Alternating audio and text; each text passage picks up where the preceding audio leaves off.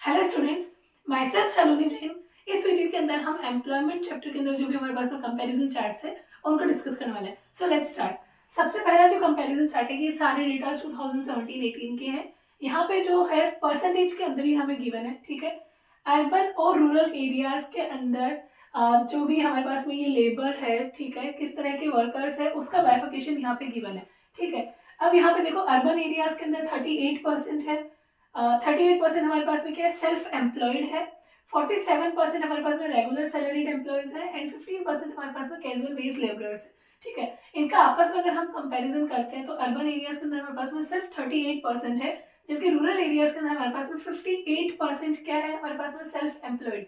ये इतना डिफरेंस क्यों आ रहा है? क्योंकि रूरल एरियाज के अंदर क्या होता है ना, लोगों के पास में, सबके पास में अपनी लैंड होती है, ठीक है। तो वो पूरी फैमिली ना उस पर्टिकुलर लैंड के अंदर ही इंगेज होती है, इसलिए वहां पे सेल्फ एम्प्लॉयड लोग ज्यादा देखने को मिलते हैं compare to urban areas. Urban areas के अंदर लैंड वगैरह तो होती नहीं है, फार्मिंग उन्हें करनी नहीं होती, तो बिजनेस के अंदर काफी कम लोग ही जाते हैं, तो वो है यहाँ पे 38%, ठीक है। इसके बाद में रेगुलर सैलरीड एम्प्लॉयज देखो 13% है रूरल एरियाज के अंदर और 47% है अर्बन वर्कर्स। ये क्यों हो रहा है? क्योंकि रूरल एरियाज के अंदर ना एग्रीकल्चर के अलावा और नॉन फार्म एक्टिविटीज या नॉन फार्म जॉब्स तो कुछ होती नहीं है, बहुत कम होती है, बिल्कुल ना के बराबर। इसलिए सिर्फ 13% है, क्योंकि रूरल एरियाज के अंदर हमारे पास में नॉन फार्म जॉब्स नहीं होती, मतलब अदर देन एग्रीकल्चर वहाँ पे जॉब्स ज़्यादा नहीं होती है। और अर्बन एरियाज के अंदर हमारे पास में जॉब्स ही करते हैं, ठीक है, फैक्ट्रीज होती है, स्किल्ड वर्कर्स होते हैं, वो जॉब्स करते हैं, फैक्ट्रीज जाते हैं, तो इसीलिए यहाँ पे 47% हमारे पास में क्या है, रेगुलर सैलरीड एम्प्लॉयज है। कैजुअल वेज लेबर्स देखो 29% है रूरल एरियाज के अंदर। रूरल एरियाज में ज्यादा देखने को क्यों मिलते हैं? क्योंकि रूरल एरियाज के अंदर इलिटरेट लोग ज्यादा है, ठीक है, और क्या बोलते हैं, वहाँ पे पोवर्टी ज्यादा है, इसलिए वहाँ पे लोग ना कम वेजेस पे भी काम करने के लिए तैयार हो जाते हैं compare to urban areas. Urban areas के अंदर हमें कैजुअली वर्कर्स जो है, कैजुअली वेजेस वाले जो वर्कर्स है वो हमें कम देखने को मिलेंगे, ठीक है। इसके बाद में हमारे पास में एक कंपेरिजन है मेल और फीमेल, मतलब जेंडर वाइज हमारे पास में यहाँ पे कंपेरिजन है इन्हीं तीनों का, ठीक है, वर्कर्स का ही। इसके अंदर देखो 52% ये हमारे पास में सेम है, तो इसका हमें कुछ यहाँ पे कमेंट नहीं देना है। लेकिन हाँ, ये सेल्फ एम्प्लॉयड के अंदर देखो 52% लोग अगर सेल्फ एम्प्लॉयड के अंदर है, इसका मतलब जो सेल्फ एम्प्लॉयड है वो हमारे पास में सिग्निफिकेंट सोर्स है, बहुत मेजर इंपॉर्टेंट सोर्स है लाइवलीहुड का, ठीक है। ये इतना ज्यादा रेशियो क्यों देखने को मिल रहा है हमें, उसके रीजन है। पहली चीज तो ये कि इलिटरेट्स बहुत ज्यादा है, मतलब लिटरेसी रेट काफी कम है, तो लोगों को इतनी ज्यादा स्किल्स वगैरह आती नहीं, अगर स्किल्स आएगी नहीं तो वो जॉब्स कैसे करेंगे, ठीक है। तो उन्हें नहीं चाहते हुए भी कई बार ऐसा होता है कि उन्हें सेल्फ एम्प्लॉयड ही होना पड़ता है, ठीक है। इसके अलावा लो इन्वेस्टमेंट, गवर्नमेंट इतना इन्वेस्टमेंट नहीं करती है, ठीक है, तो इतनी ज्यादा जॉब्स क्रिएशन ही नहीं हो रहा है। और उस चक्कर में भी क्या होता है ना कि सेल्फ एम्प्लॉयड हमें उस सोर्स पे जाना पड़ता है। एंड लास्ट हम बोल सकते हैं, जो हमने लास्ट वीडियो के अंदर भी डिस्कस किया था, mobility of labour, low mobility of labour. यहाँ पे क्या हो रहा है ना कि अगर हमें जॉब्स कहीं मिल रही है लेकिन वो बहुत कहीं बाहर जाना पड़ता है उसके लिए, तो उस केस के अंदर क्या होता है ना, लोग प्रिफर नहीं करते हैं। तो उस कारण से भी क्या हो रहा है, सेल्फ एम्प्लॉयड ही हो रहा है, ठीक है। तो सेल्फ एम्प्लॉयड हमारे पास में 52% है, ये एक सिग्निफिकेंट सोर्स ऑफ लाइवलीहुड है हमारे पास में। इसके बाद में रेगुलर सैलरीड एम्प्लॉयज देखो, मेल के अंदर 24 और फीमेल के अंदर कुछ कम है, 21%।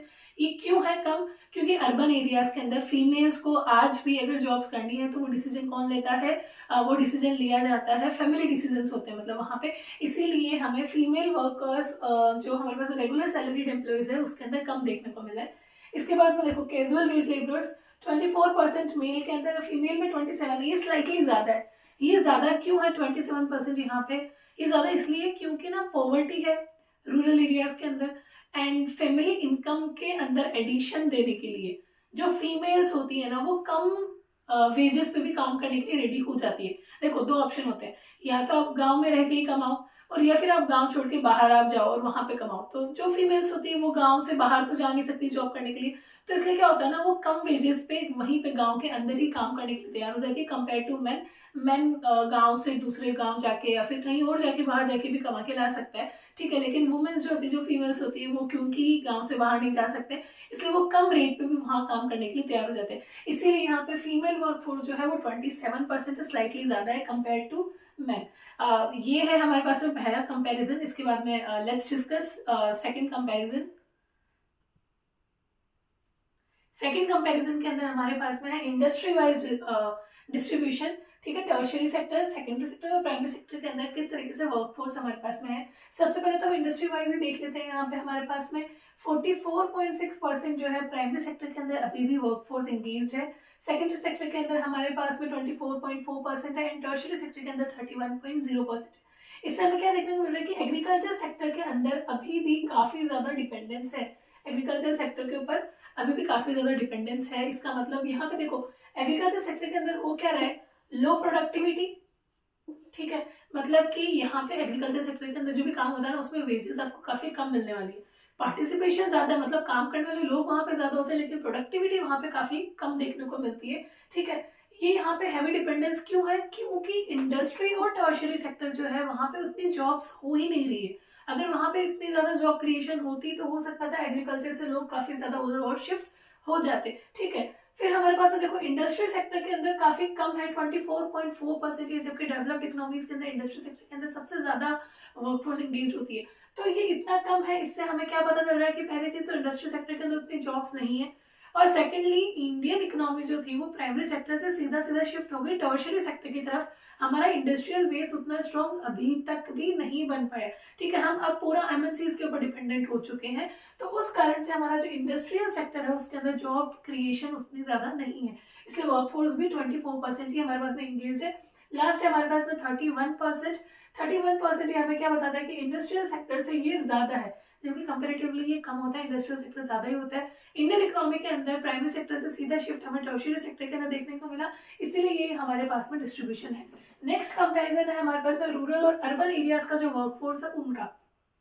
रूरल एरियाज के अंदर देखो 59.8% हमारे पास में प्राइमरी सेक्टर के अंदर एंगेज है, क्योंकि रूरल एरियाज के अंदर फार्मिंग का काम है, एग्रीकल्चर का काम है, इसीलिए सबसे ज्यादा लोग रूरल एरियाज के अंदर किसमें एंगेज है, एग्रीकल्चर के अंदर।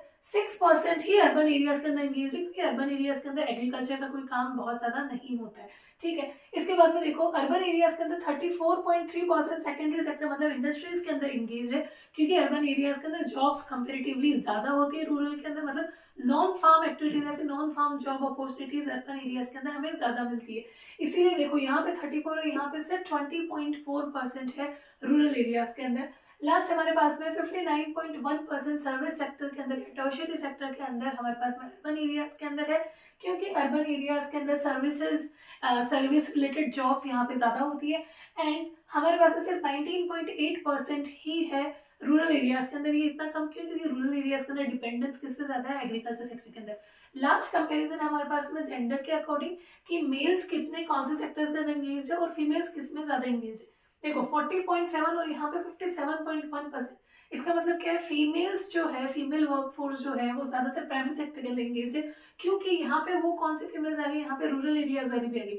रूरल एरियाज के अंदर क्या होता है ना, अगर एक फैमिली पे बहुत ज्यादा फैमिली फार्म है, उस पर अगर काफी सारे लोग काम कर रहे हैं तो हो सकता है कि उस फैमिली के जो मैन है वो बाहर जाके क्या कर सकते हैं कि जॉब्स कर सकते हैं, सब कर सकते हैं, लेकिन फिर भी जो फीमेल्स होती है वो वहीं पे इंगेज होती है, या फिर वो लो प्रोडक्टिव जॉब्स के अंदर कम रेट पे कम वेज पे भी काम करने के लिए तैयार हो जाती है, इसलिए यहाँ पे फीमेल्स हमारे पास में ज्यादा देखने को मिल रही है।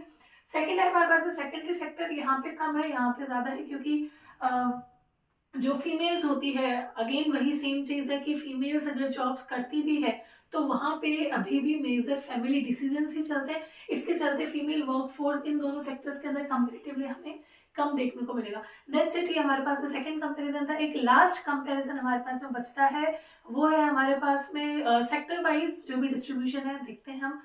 So let's see, so here is the last comparison sector wise, primary secondary और टर्शियरी हमारे पास में जो तीन सेक्टर्स है उनका कंपैरिजन यहाँ पे गिवन है। ये जो फिगर्स थे हमारे पास में चैप्टर 1 के अंदर भी थे, ठीक है।